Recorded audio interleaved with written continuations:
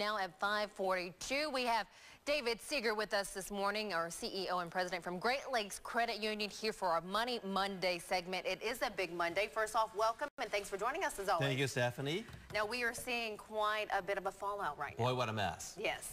Let's start with Greece first. They had the big election yesterday, referendum, and they rejected austerity. Yep, they voted no. And plus they missed their interest payment last week, and so technically they're in default.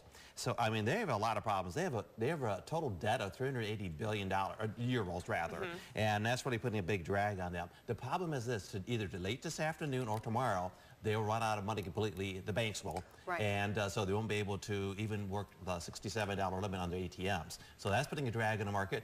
All the world indices are down, with the exception of Shanghai. And Shanghai is the only reason that one is up today, or when it was open, was the fact of the matter that they're pumping money into that one to boost that one up, because Shanghai had, which is China, they had a drop of 30% within the last 3 weeks.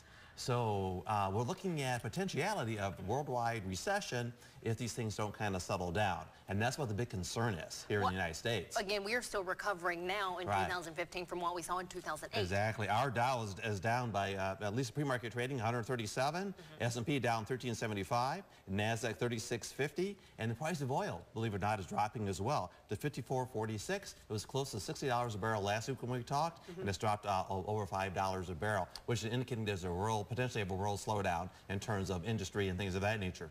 When could we possibly know the full impact of what is going on and taking place over in Greece and or Shanghai? Oh, it's going to be a while before we actually figure that all out. Reason being, when it comes to Greece itself, if they do leave the euro market altogether, in their treaty, there's nothing to explain how that is done. So we don't know how, if they can, what would it look like or anything else. So it has created a huge amount of uncertainty. Markets hate uncertainty, but we get plenty of that to go around today.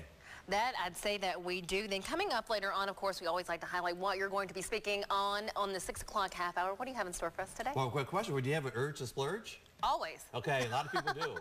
We could turn that into something positive. We'll talk about how in our 6 o'clock hour. That's always good to hear. Then again, we'll also recap what's going on in our markets here locally. So if you're just tuning in, be sure to join us during our 6 o'clock half hour. David Seeger will be right back with us at that time. Dave, thank you so very much.